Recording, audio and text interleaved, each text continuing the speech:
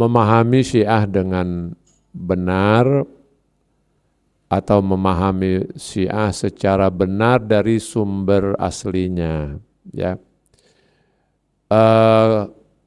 Tentu buat kita semua ini bukan hal baru, Ibu sering baca, dengar, bahkan mungkin juga menjelaskan kepada banyak pihak. Tapi saya kira tidak ada salahnya kalau kita mencoba refresh kembali, ya. Kita menyegarkan kembali pemahaman kita tentang Syiah itu apa. Nah, bersumber dari buku yang saya susun, ya, yaitu buku Apa dan Siapa Syiah, upaya menjawab persoalan-persoalan yang sering ditanyakan. Ya, fakta ya ibu-ibu, fakta. Banyak orang yang salah faham Syiah. Itu fakta. Ya.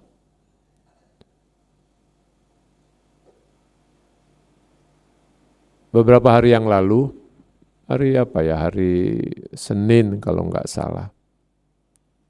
Jadi ada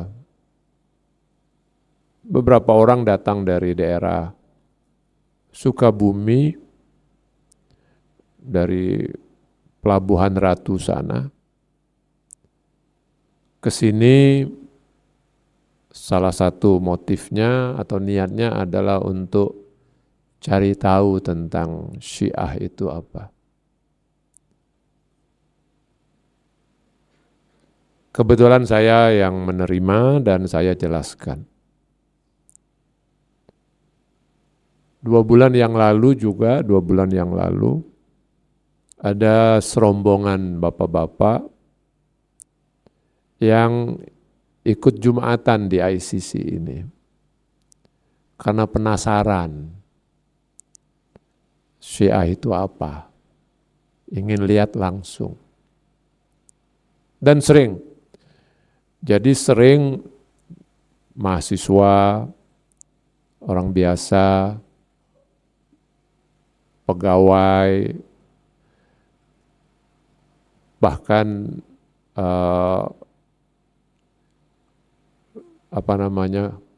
kumpulan ya, kumpulan tertentu, perkumpulan atau komunitas tertentu datang ke ICC ini pengen tahu tentang Syiah itu. Karena ICC sudah dikenal sebagai pusat Syiah ya. ICC dikenal sebagai pusat Syiah.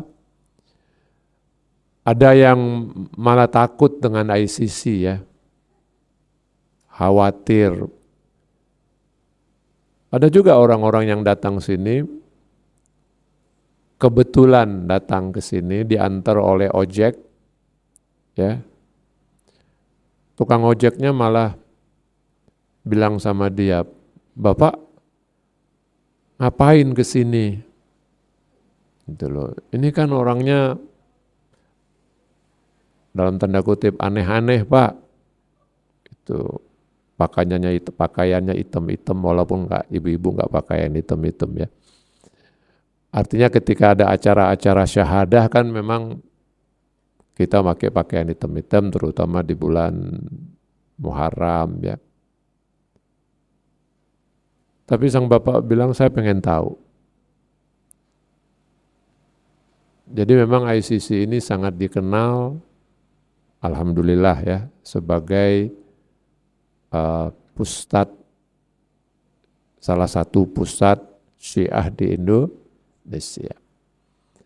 Nah karena itu kalau orang memang pengen tahu tentang Syiah dari sumbernya, ya salah satunya ya ke ICC ini. Ya. Oke, kita mulai dulu dari Syiah itu apa sih sebetulnya? Sederhana, ibu-ibu kalau ditanya Syiah itu apa sih Bu? Ya Syiah salah satu maknanya pengikut, tapi kan kalau ada orang nanya, emang Syiah itu apa sih? Kan banyak tuh orang-orang suka nanya gitu. Kita jawabnya apa? Ya sederhana-sederhana aja. Nah, kadang-kadang kita jawabnya kadang-kadang susah juga ya ngejelasin pada orang. Syiah itu apa ya? Sebetulnya dalam buku ini juga saya jelaskan. Kalau orang nanya Syiah itu apa? Sederhana jawabnya, Bu. Syiah itu adalah Islam itu sendiri, tapi perspektif keluarga Nabi. Jadi kalau kita orang nanya Syiah itu apa? Jawabannya Syiah itu adalah Islam, tapi perspektif keluarga Nabi, perspektif Ahlul Bait. Artinya ketika kita bilang Syiah itu adalah Islam perspektif Ahlul Bait, ada Islam perspektif lain. Ya misalnya Ahlus Sunnah ya atau Sunni, dia Islam, tapi perspektif sahabat misalnya, atau perspektif ulama-ulama tempo dulu ya, atau perspektif apalah gitu ya. Nah tapi kalau kita bicara tentang Syiah itu apa? Syiah itu Islam, tapi perspektif Ahlul Bait. Itu kan yang kita yakini betul. Makanya kalau ada orang yang bilang Syiah bukan Islam, itu karena bodoh, nggak tahu, salah faham, atau kena hasut ya, terhasut oleh orang lain, termakan oleh fitnah dan macam-macam. Jadi itu Buya yang pertama, definisi Syiah itu dulu sederhana. Syiah itu adalah Islam perspektif Ahlul Bait. Nah kalau Islam perspektif Ahlul Bait artinya Ahlul Bait itu punya pemahaman khusus terhadap Islam. Ahlul Bait punya pemahaman khusus tentang apa itu Islam. Islam yang dijelaskan oleh Ahlul Bait.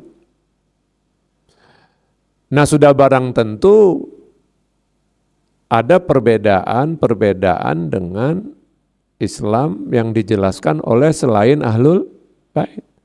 Jadi kita tidak perlu heran kalau antara Syiah sama non-Syiah, antara Syiah dengan Sunni, Sunni dengan berbagai alirannya, dengan berbagai mazhabnya itu kita beda, ya kita tidak perlu heran. Karena perspektifnya beda-beda. Ya, itu yang pertama. Nah, di buku ini saya jelaskan tentang apa itu Syiah sebetulnya ya. Yang kedua, kita bicara tentang sejarah Syiah. Atau sebelum kita bicara tentang sejarah, Syiah itu bukan sekedar faham ya. Kalau tadi kita bilang Syiah itu adalah Islam perspektif Ahlul Bait, berarti itu sebuah faham. Tapi Syiah itu adalah sebuah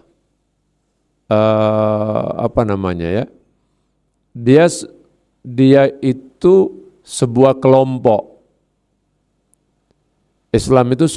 Syiah itu sebuah kelompok.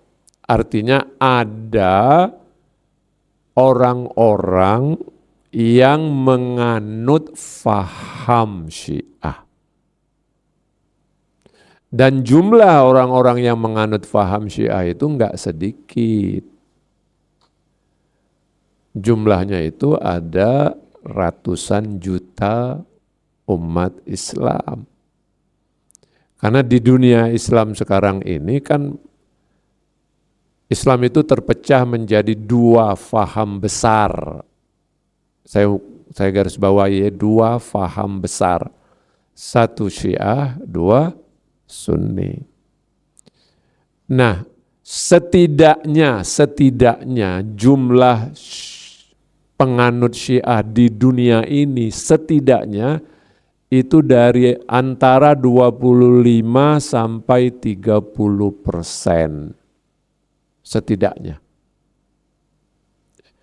Jadi kalau misalnya penganut muslimin orang Islam di dunia ini sekarang ada 2 miliar, maka jumlah Syiah itu penganut Syiah sedikitnya 500 juta. Sedikitnya.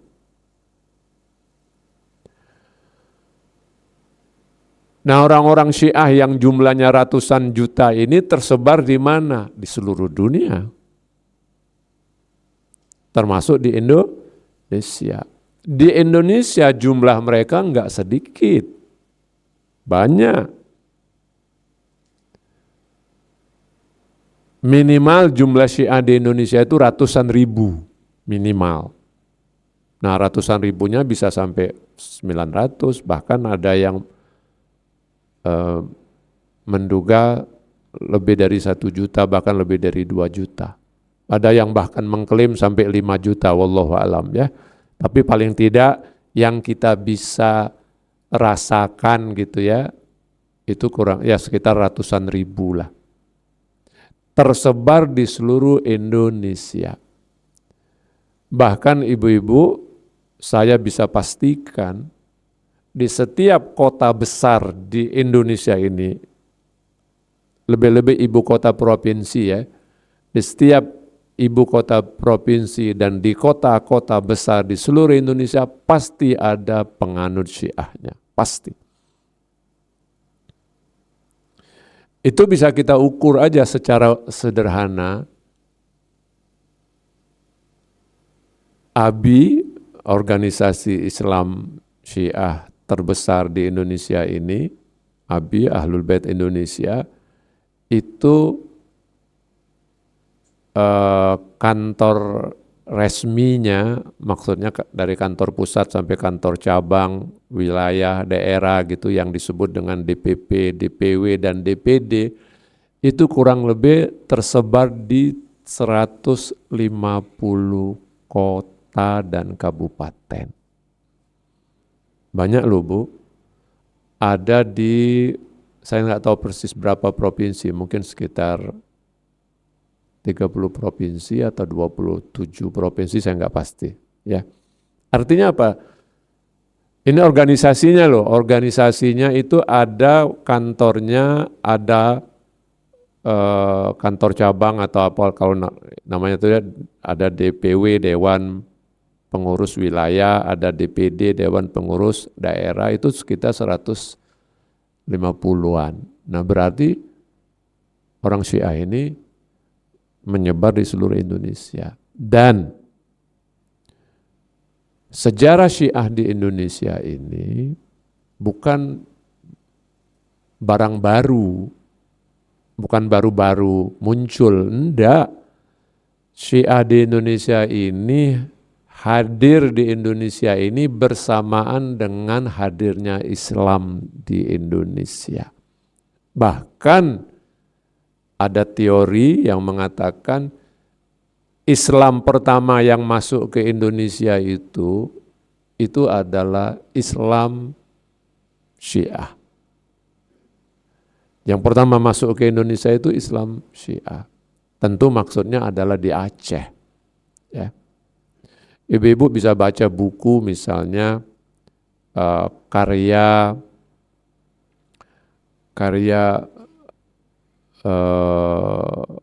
seorang sejarawan Aceh terkenal, pernah menjadi ketua MUI, saya kenal tapi sudah lama almarhum, itu namanya Ali Hashmi, ya, Profesor Ali Hashmi. Banyak bukunya dan dia menulis tentang Syiah. Dia bahkan berteori bahwa Syiah itu sudah ada di Indonesia pertama kali sebelum yang lain. Kalau nggak salah di kerajaan Perlak, ya. Itu berteori. Artinya Syiah itu bukan barang baru di Indonesia. Bahkan dia adalah yang pertama masuk ke Indonesia. Nah, kalau sekarang ini muncul kembali Syiah sejak tahun 80-an sebagai dampak dari revolusi Islam di Iran, itu sebetulnya back to basic. Ya. Kita ini back to basic. Apa artinya back to basic? Kembali ke asal, ya. Jadi bukan barang baru. Dan sepanjang sekian ratus tahun mulai dari 1200-an itu atau 1300-an ya, Islam masuk ke Indonesia itu bukan 1500 Bu. Islam masuk ke Indonesia bahkan ada yang bilang dari tahun 900-an ya. Mungkin sejak tahun 1000-an itu Masehi, berarti lebih dari 1000 tahun ya, atau sekitar 900-1000 tahunan itu. Itu sepanjang sejarah ratusan tahun itu, selama perjalanan sejarah Islam di Indonesia itu Syiah selalu hadir.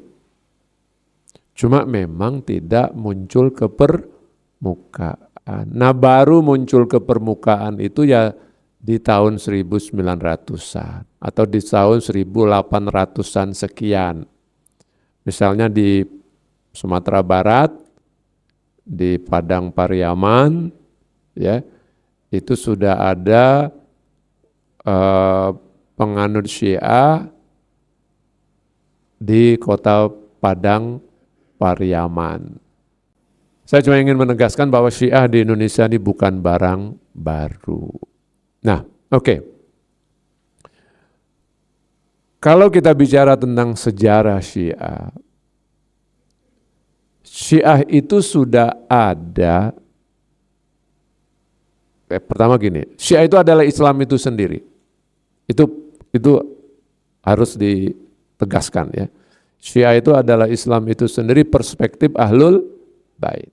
Nah, gimana cara memahami bahwa perspektif Ahlul Bait? Gini Bu, di zaman Rasulullah SAW masih hidup, tentu komando utama itu adalah Nabi Muhammad. Orang bertanya tentang Islam ya kembalinya kepada Nabi Muhammad, datangnya kepada Rasulullah, nanya kepada Nabi apa ini, apa itu, dijelaskan oleh Nabi. Dan ada ayat Quran yang selama Nabi masih hidup, ayat-ayat Al-Quran terus turun kepada Nabi Muhammad menjelaskan banyak hal yang ditanya oleh umat pada masa itu. Misalnya Bu, ketika di ayat Quran ada kata qul, ya, itu bisa jadi lahir karena sebuah pertanyaan. Misalnya ketika Allah turunkan qul huwallahu ahad, itu karena ada orang nanya, Allah itu gimana sih? Dijawablah oleh Allah melalui Nabi, qul, katakan ya Rasulullah, katakan hai Nabi Muhammad, huwallahu ahad, Allah itu Maha Esa, dan seterusnya. Jadi memang sebagian ayat Al-Quran itu turun dalam rangka menjawab pertanyaan. Nah di zaman Nabi semua itu clear. Tapi begitu Rasulullah SAW wafat, pertanyaan-pertanyaan itu kan muncul. Ada hal-hal baru yang muncul ditanyakan oleh orang Islam yang baru masuk Islam atau orang Islam yang sudah sebelumnya, tapi muncul persoalan-persoalan baru, kemudian mereka tanya tentang Islam. Nah mereka udah nggak bisa tanya lagi kepada Nabi karena Nabi sudah tidak ada. Tidak juga dapat jawaban dari Allah karena wahyu sudah terputus. Maka mereka bertanya kepada tokoh-tokoh yang ada. Nah di antara tokoh-tokoh yang ada itu adalah Imam Ali bin Abi Thalib atau Ahlul Bait, keluarga Nabi. Nah begitu mereka bertanya kepada Imam Ali bin Abi Thalib, Imam Ali bin Abi Thalib menjelaskan, ini maksudnya, itu maksudnya. Atau ada peristiwa-peristiwa yang terjadi di zaman sahabat, para sahabat beda-beda pendapat, ya. Kemudian ada Imam Ali datang di sana, Imam Ali kemudian menjelaskan. Nah, apa yang dijelaskan oleh Imam Ali itu, itulah yang kita sebut dengan apa? Perspektif Ahlul Bait. Karena Imam Ali adalah representasi Ahlul Bait. Kalau kita bicara Ahlul Bait itu kan keluarga Nabi ya Bu ya, keluarga Nabi. Namanya keluarga kan enggak satu ya, namanya keluarga banyak. Tetapi ada representatifnya, ada yang mewakili. Siapa itu yang mewakili Ahlul Bait? Sosok siapa yang mewakili Ahlul Bait adalah Imam Ali. Tentu Imam Hasan juga, Imam Husain juga, Sayyidah Fatimah juga.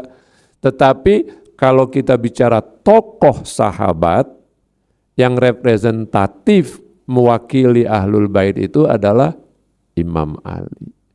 Nah, makanya istilah Syiah itu selalu dikaitkan dengan Imam Ali. Syiatu Ali. Nabi SAW menggunakan istilah Syiah Ali.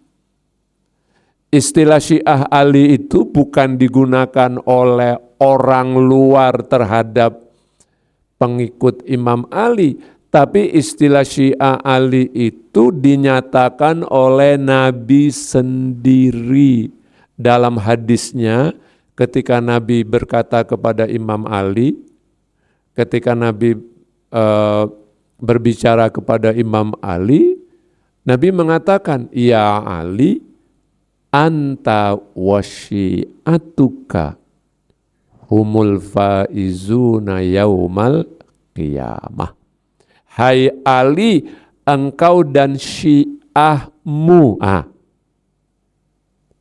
engkau dan syiahmu adalah orang-orang yang beruntung atau selamat di hari kiamat nanti. Jadi yang menggunakan kata Syiah Ali adalah Rasul. Nah, Syiah itu kan artinya pengikut. Karena Imam Ali yang menjelaskan tentang Islam, dan Imam Ali itu adalah representatif Ahlul Bait.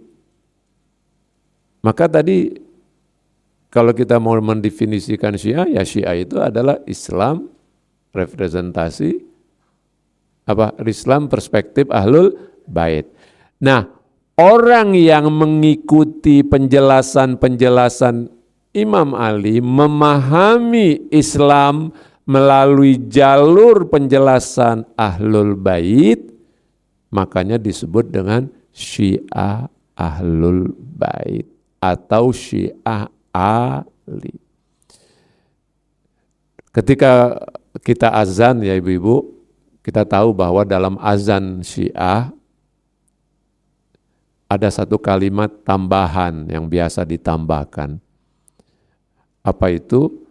Wa asyhadu anna aliyan waliyullah. Itu penambahan. Itu sebetulnya bukan bagian dari azan ya, untuk kita fahami. Ungkapan asyhadu anna aliyan waliyullah itu bukan bagian dari azan. Bukan bagian dari iqamah atau qomat, bukan. Tapi di azan-azan yang dikumandangkan oleh orang Syiah itu biasa dikumandangkan sebagai sebuah bentuk ikrar, sebagai sebuah bentuk penegasan. Aku bersaksi bahwa Ali adalah wali Allah. Ya. Aku bersaksi bahwa Ali adalah hujjatullah. Kenapa kok nama Imam Ali yang dimunculkan? Karena tadi Imam Ali adalah representasi dari keluarga Nabi. Maka yang mengikuti Islam perspektif Ahlul Bait itu dinamakan dengan Syiah Ahlul Bait atau Syiah Ali. Nah, para pengikut Syiah Ali ini atau Syiah Ahlul Bait ini itu karena sesuatu dan lain hal itu terpecah menjadi 3 golongan utama. Nah, kenapa berbeda? Karena berbeda pemahaman. Baik, ketika Imam Ali masih ada, semua mengikut kepada Imam Ali. Ketika Imam Ali meninggal, dilanjutkan oleh Imam Hasan. Semua mengikut kepada Imam Hasan. Ketika Imam Hasan meninggal, dilanjutkan oleh Imam Husain. Semua mengikut kepada Imam Husain. Ketika Imam Husain meninggal, dilanjutkan oleh putranya Imam Ali Zainal Abidin. Semua mengikut kepada Imam Ali Zainal Abidin. Nah, tapi begitu Imam Ali Zainal Abidin meninggal, ya, itu dilanjutkan oleh Imam Muhammad Al-Baqir, tapi di sana sudah mulai ada sedikit kesalahpahaman di antara pengikut Syiah itu. Di antara pengikut Syiah Ahlul Bait itu ada sedikit masalah, ya, padahal sebetulnya kenapa saya bilang sedikit masalah, karena persoalannya bukan hal yang besar, tapi terjadi kesalahpahaman. Nah, karena terjadi kesalahpahaman itu, kemudian lahirlah sebuah kelompok yang berbeda dengan Syiah secara mainstream, secara umum. Kelompok itu menamakan diri dengan nama Syiah Zaidiyah. Ya, Syiah Zaidiyah. Kenapa dinamakan Syiah Zaidiyah? Zaidiyah itu adalah putra Imam Ali Zainal Abidin yang bernama Zaid. Ada Zaid bin Ali. Itu kakak adik sama Imam Muhammad Al-Baqir. Nah, Zaid bin Ali ini alim besar, dia bukan imam. Imamnya adalah Imam Muhammad Al-Baqir. Tapi Zaid bin Ali ini, dia alim besar, dia orang hebat, dia Ahlul Bait, ya, dia keluarga Nabi. Tapi gayanya, cara dakwahnya itu beda dikit dengan Imam Baqir. Apa itu? Beliau itu orangnya revolusioner. Maksudnya apa revolusioner itu? Kalau Imam Baqir itu kan lebih adem, kira-kira begitu ya. Kalau revolusioner itu kan orangnya punya berapi-api lah, kira-kira begitu. Nah, dikenal dengan nama Imam Zaid. Beliau itu ketika melihat kezaliman yang terjadi di masa itu, beliau itu enggak kuat. Beliau itu menghadapinya dengan berapi-api. Bahkan beliau itu mengangkat pedang melawan penguasa zaman itu.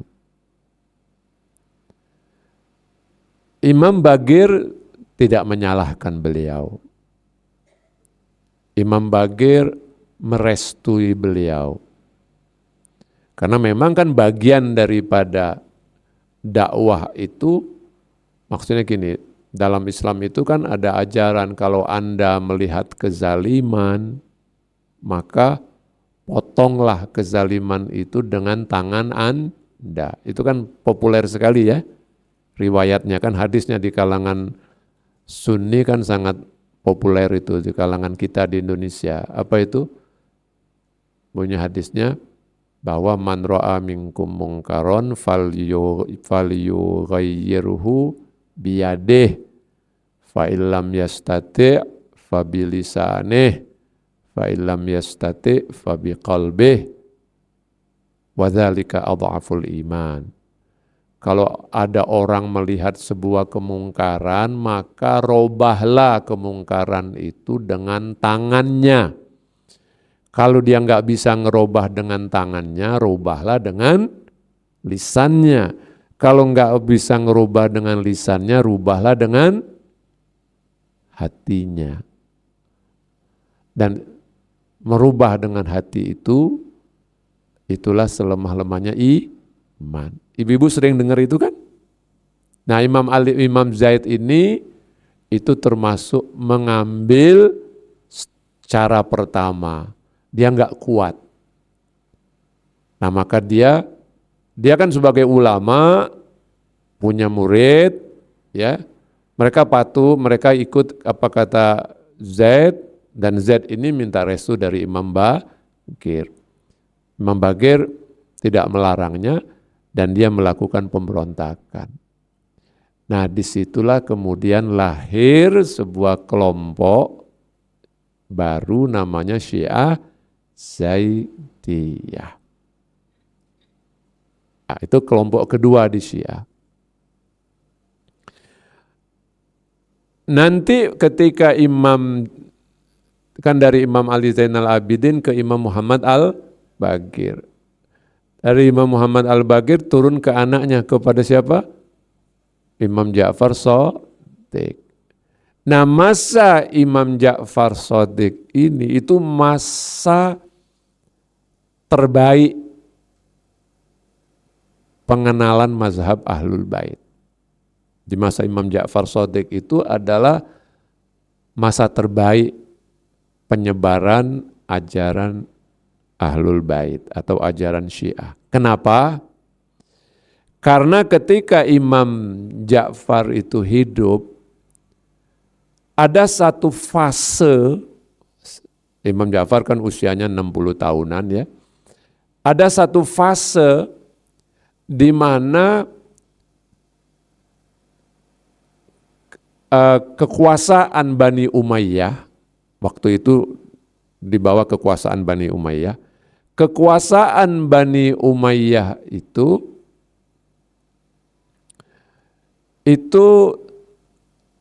mulai melemah. Kan tadinya kekuasaan Bani Umayyah kan kuat, mulai melemah. Pada saat yang sama terjadi pemberontakan terhadap kekuasaan Bani Umayyah oleh sekelompok orang dipimpin oleh Bani Abbas. Bani Abbas ini keturunan Abbas bin Abdul Muttalib. Abbas itu adalah pamannya Rasul ya. Nah, keturunannya itu kemudian melakukan pemberontakan untuk menjatuhkan kekuasaan Bani Umayyah yang memang zalim. Bani Umayyah itu sangat zalim, sangat jahat, ya. Orang sudah nggak kuat lagi. Nah, ketika Bani Abbas memberontak, banyak yang mendukung Bani Abbas. Nah, karena itu kekuasaan Bani Umayyah sibuk memadamkan pemberontakan. Karena sibuk memadamkan pemberontakan, juga sibuk menjaga kekuasaan, mereka sudah tidak lagi mengurusi imam-imam Ahlul Bait. Padahal ketika mereka itu kuat, ketika mereka masih sangat kuat, imam-imam Ahlul Bait itu ditekan habis. Imam Ja'far ditekan, Imam Bagir ditekan, Imam Ali Zainal Abidin ditekan oleh penguasa. Zaman itu ibu-ibu, kalau orang mau datang menemui Imam Ja'far misalnya, mau menemui Imam Bagir misalnya, atau mau menemui Imam Ali Zainal Abidin misalnya, mereka itu nggak bisa terang-terangan, sembunyi-sembunyi. Nanti mereka datang itu nyamar sebagai pedagang. Misalnya bawa barang dagangan, datang ke rumah Imam Ja'far, menawarkan gitu ya. Nah, tapi mereka bukan pedagang, datang untuk menemui Imam Ja'far. Ada yang datang bawa humus, ada yang datang nanya. Nah, tapi di masa kekuasaan Bani Umayyah saat terjadi pemberontakan itu, Bani Umayyah sudah tidak lagi ngurusin imam-imam, sehingga apa yang terjadi? Memberikan keleluasaan kepada Imam Ja'far Shadiq untuk menjelaskan ajaran Ahlul Bait. Ada beberapa tahun di mana tidak tersentuh. Nah, di zaman Imam Ja'far Shadiq itulah ajaran Ahlul Bait tersebar sangat luas. Bahkan dalam buku-buku sejarah dicatat bahwa tidak kurang dari 4.000 ulama secara umum ya, tidak kurang dari 4.000 ulama yang datang secara khusus bertanya kepada Imam Ja'far atau belajar secara khusus kepada Imam Ja'far. Tapi jangan dibayangkan model belajar zaman sekarang ya. Mereka datang, nanya satu hari, mereka datang, nanya kepada Imam Ja'far, kemudian Imam Ja'far ngejelasin. Mungkin mereka berulang-ulang bertanya, nanti yang lain juga begitu. Nah, sehingga di zaman Imam Ja'far itulah Syiah menyebar. Nah, Imam Ja'far punya anak bernama Ismail. Itu anak imam tertua. Tapi Imam Ja'far sudah kasih tahu, imam yang akan meneruskan imamahku itu adalah anakku yang bernama Musa Al-Qasim. Tapi sejarah sebelumnya itu para imam itu adalah anak laki-laki tertua. Imam Ali ke Imam Hasan anak laki-laki, tapi kemudian ke Imam Husain adik. Imam Husain kepada Imam Ali Zainal Abidin anak laki-laki tertua. Imam Ali Zainal Abidin ke Imam siapa? Bagir, Imam Bagir anak laki-laki tertua. Jadi yang ada di benak sebagian orang yang nggak dengar penjelasan dari Imam Ja'far, kan pada zaman itu nggak mudah kan mau dengar penjelasan dari imam. Yang nggak dengar penjelasan dari Imam Ja'far, itu sebagian orang menduga bahwa nanti imam selanjutnya adalah anak tertua yaitu Ismail. Nah ternyata Ismail meninggal sebelum Imam Ja'far meninggal. Ismail meninggal pada masa Imam Ja'far masih hidup. Dari situ orang-orang yang berpikir bahwa nantinya imam pengganti Imam Ja'far adalah Ismail, itu mereka sadar bahwa oh ternyata bukan Ismail imamnya, tapi Imam Ja'far. Namun di antara orang-orang yang tadinya sudah menduga dan tidak tahu Ismail itu wafat, gitu ya, itu berpikir bahwa Ismail lah imam berikutnya. Nah dari situ kemudian lahirlah kelompok yang mengimamkan atau meyakini imam sesudah Imam Ja'far adalah Ismail. Lahirlah golongan Ismailiyah. Nah itu 3 golongan Syiah sampai sekarang. Golongan lain tidak ada lagi, Bu. Kalau ada itu cuma sempalan-sempalan. Ya, jadi ibu-ibu harus bedakan, ada golongan, ada sempalan. Apa bedanya antara golongan dan sempalan? Kalau golongan itu besar. Kalau sempalan 1 orang, 2 orang, itu enggak dianggap.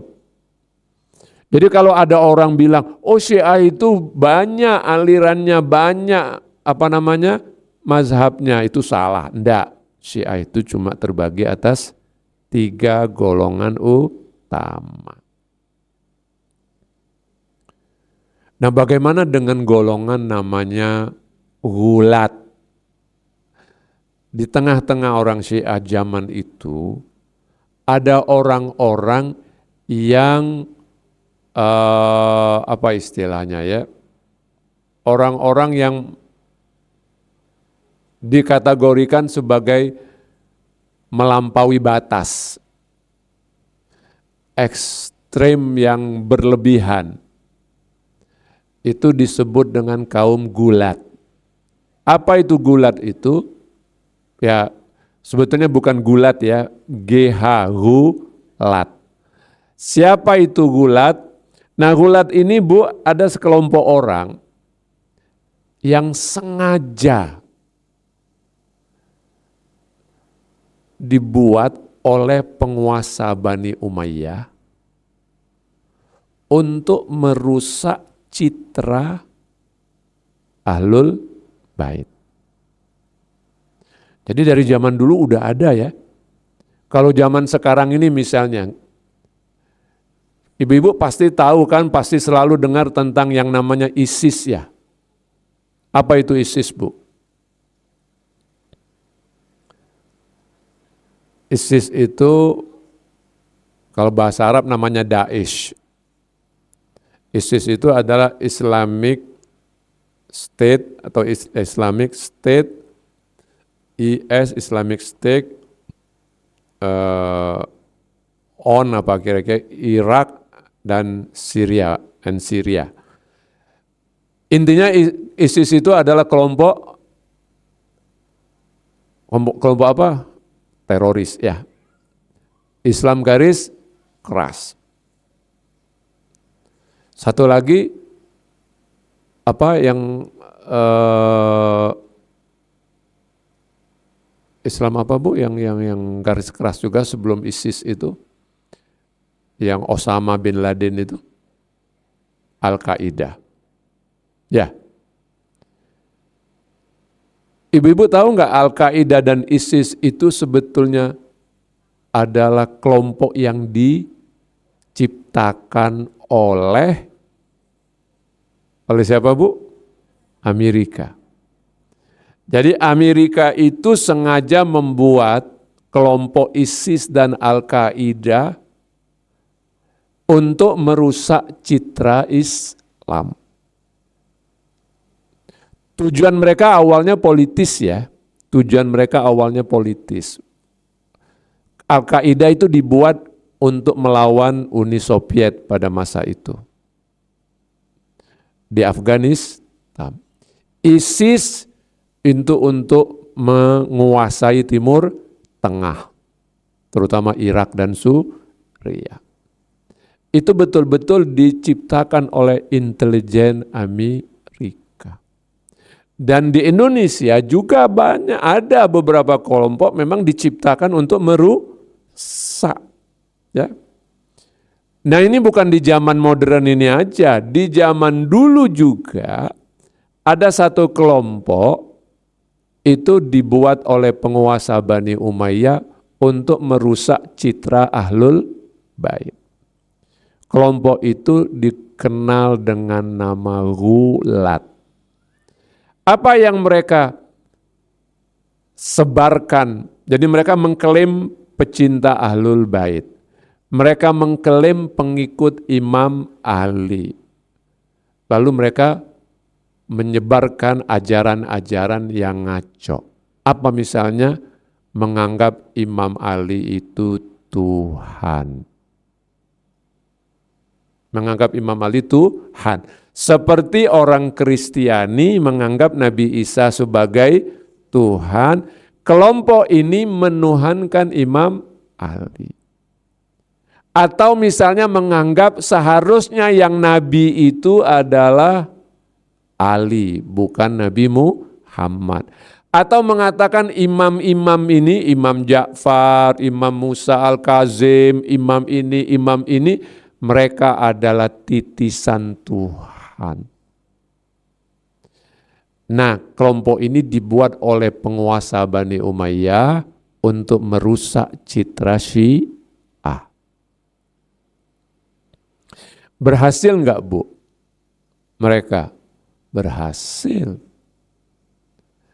Apa keberhasilan mereka? Merusak citra Syiah. Sehingga orang Indonesia itu sebagian menduga Syiah itu menuhankan Imam Ali. Saya mungkin ibu-ibu nggak tahu ibu-ibu ngeh atau enggak. Saya pernah membaca sebuah buku agama di SD, ya, enggak tahu sekarang masih atau enggak.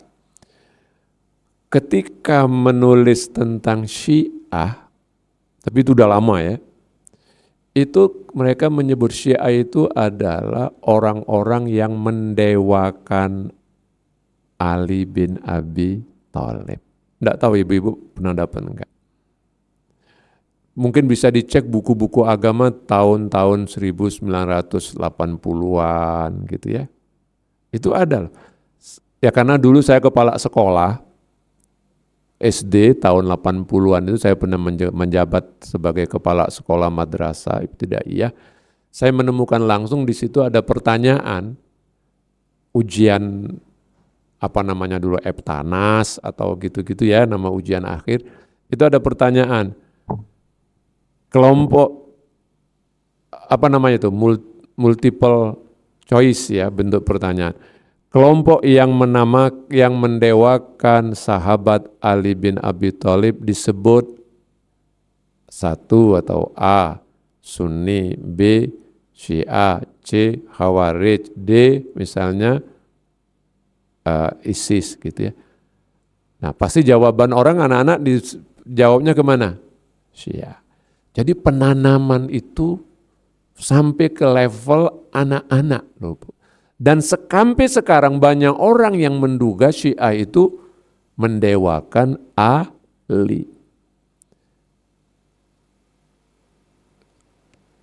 Tugas kita berat untuk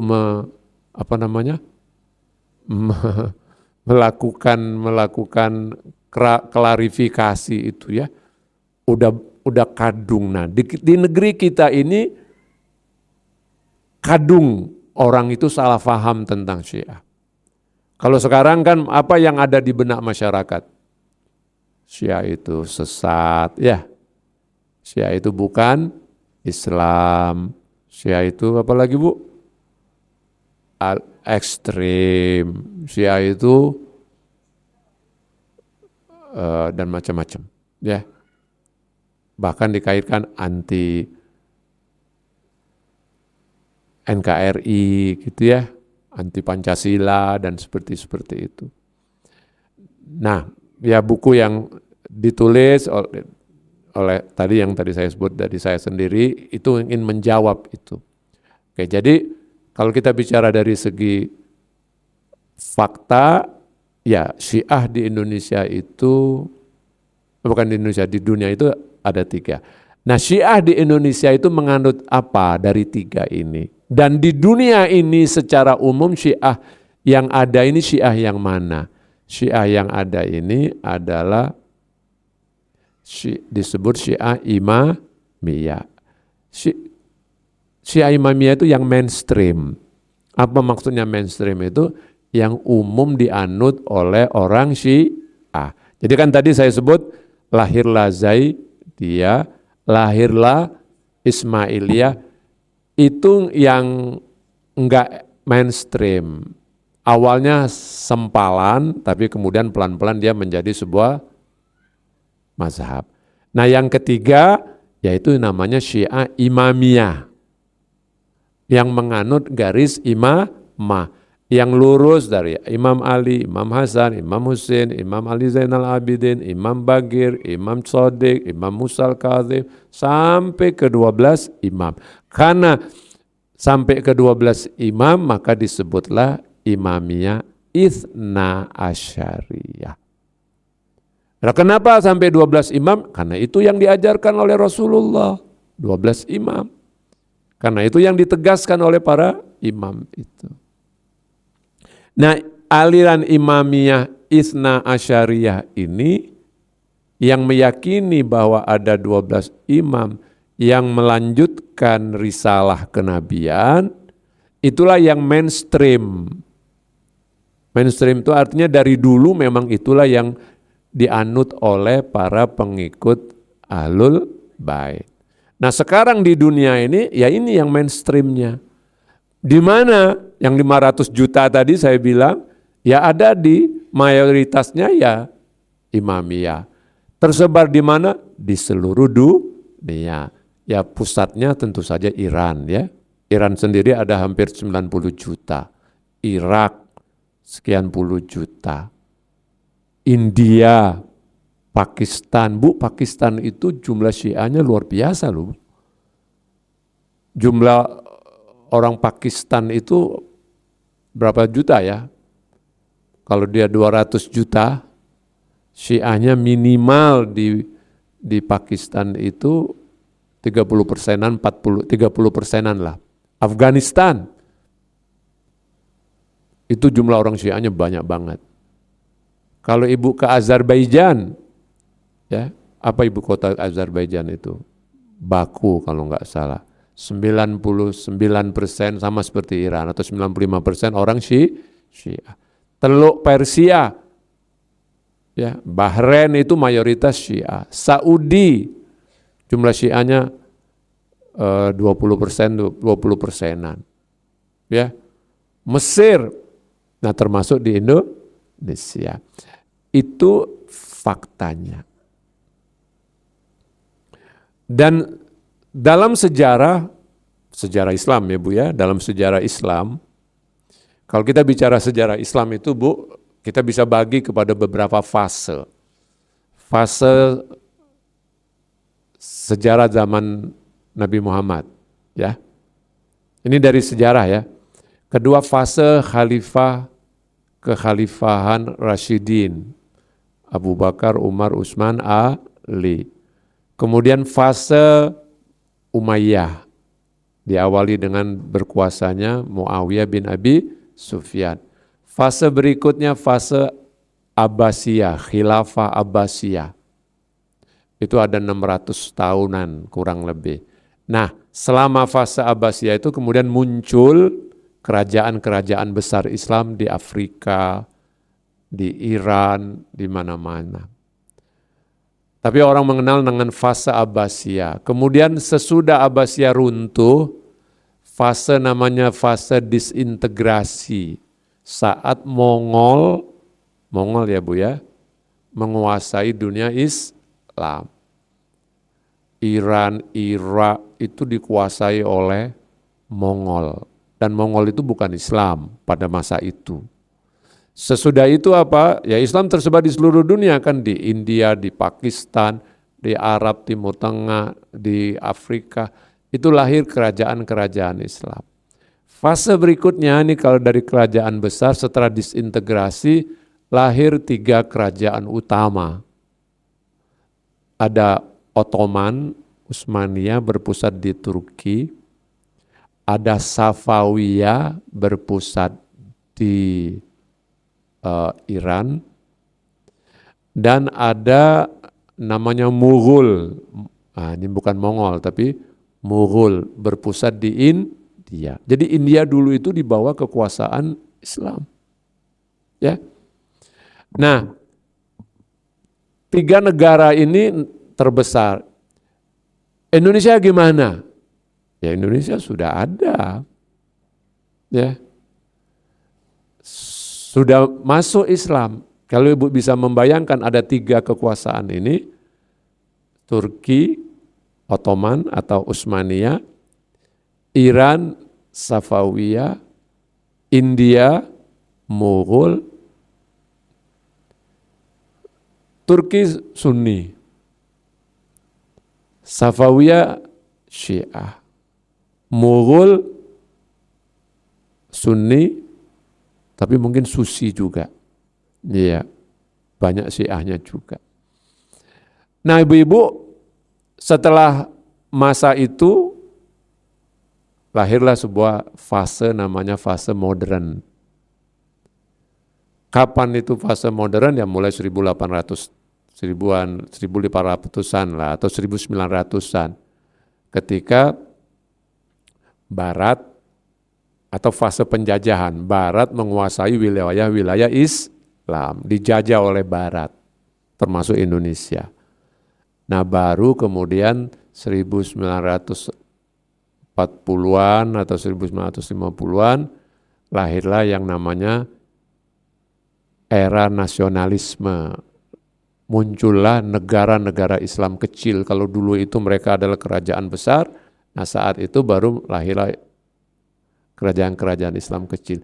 Nah saya mau bilang bahwa sepanjang sejarah itu Syiah berperan sangat aktif di berbagai dunia Islam. Misalnya Mesir itu dalam bilangan ratusan tahun itu dikuasai oleh orang Syiah, tapi Syiah Ismailiyah. Yaman itu sampai 1950 atau 1960-an, kurang lebih 1000 tahun dikuasai oleh orang Syiah. Yaman itu loh. 1000 tahunan Bu kerajaannya. Ibu boleh baca sejarah Syiah di Yaman. Ya. India juga begitu. Nah di Indonesia sendiri ada kan kerajaan-kerajaan Syiah. Tapi yang eksis bertahan adalah Syiah Imamiyah di Iran. Nah bedanya antara Syiah Imamiyah, Ismailiyah dan Zaidiyah itu, Syiah Imamiyah dan di Iran itu bukan hanya kekuasaan politik, tetapi juga ilmu Islam. Jadi Islam itu berkembang, ajaran Islam itu berkembang, dikembangkan oleh Sunni di dunia Sunninya, Syiah dikembangkan oleh Imamiyah. Zaidiyah enggak terlalu, Ismailiyah juga enggak terlalu, tapi di Imamiyah itu berkembang sangat pesat. Bu, ingin menutup, kalau membaca, kalau kita ingin tahu peran perkembangan ilmu di dunia Islam, perkembangan ilmu ya, filsafat, bahkan kedokteran, ilmu-ilmu yang umum lah, bukan sekedar ilmu agama, itu yang memainkan peran sangat penting itu adalah ulama-ulama Syiah. Ibu sebut saja tokoh-tokoh filsuf terkenal di dunia Islam. Sebut siapa? Tokoh filsuf, ahli kedokteran ini dan sebagainya, siapa coba? Sebut namanya. Ibnu Sina. Ibu tahu nggak Ibnu Sina itu orang Syiah? Ibnu Sina itu orang Syiah. Dan dia Imamiyah. Sebut lagi siapa? Al-Jabar. Itu murid Imam Ja'far Shadiq. Al-Jabar itu kan namanya itu Jabir ya.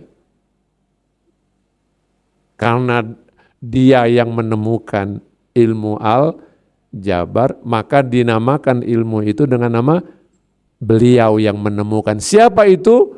Dia adalah murid Imam Ja'far Shadiq. Jadi jasa pengembangan ilmu itu sangat besar sekali dilakukan oleh orang Syiah. Nah, kenapa bisa berkembang itu? Karena yang mengembangkan ilmu itu diawali dengan perkembangan pemikiran atau diawali dengan perkembangan filsafat. Ilmu ini kan berkembang sekarang, teknologi, sains dan teknologi itu diawali oleh cara berpikir yang rasional. Dan itu dikomandani oleh para filsuf. Dan kalau bicara para filsuf, para filosof, maka sebagian besar para filosof itu adalah orang Syiah. Ibnu Sina, Al-Farabi, itu orang Syiah. Orang Sunninya gimana? Ya ada tentu saja, tapi dominan para filsuf itu menganut faham Syiah. Kenapa kok mereka yang berperan? Karena harus diakui rasionalitas, berpikir secara nalar itu berkembang di dunia Syiah, di dunia non Syiah dibatasi. Ya. Itulah gambaran umum, Bu. Silakan Ibu-ibu. Saya sebetulnya mau lanjut lagi karena itu sesi 1 dari buku ini tentang yang tadi saya sebut. Tapi secara gambaran umum aja saya ingin jelaskan bahwa kalau ditanya Syiah itu apa, sederhananya apa tadi, Bu? Syiah itu adalah Islam perspektif Ahlul Bait. Maksudnya apa perspektif Ahlul Bait? Iya, Islam yang dijelaskan oleh Ahlul Bait. Nah, Ahlul Bait adalah sosok yang dikatakan oleh Rasulullah SAW kan Ahlul Bait itu keluarga Nabi, dan untuk Ahlul Bait ini Nabi kan secara tegas, secara khusus mengatakan, kutinggalkan kepada kamu wahai orang Islam 2 pusaka yang berat, yaitu Al-Quran dan Ahlu Baitku. Jadi kalau mengikuti hadis Nabi ini, ya kita harus berpegang kepada Al-Quran dan Ahlul Bait.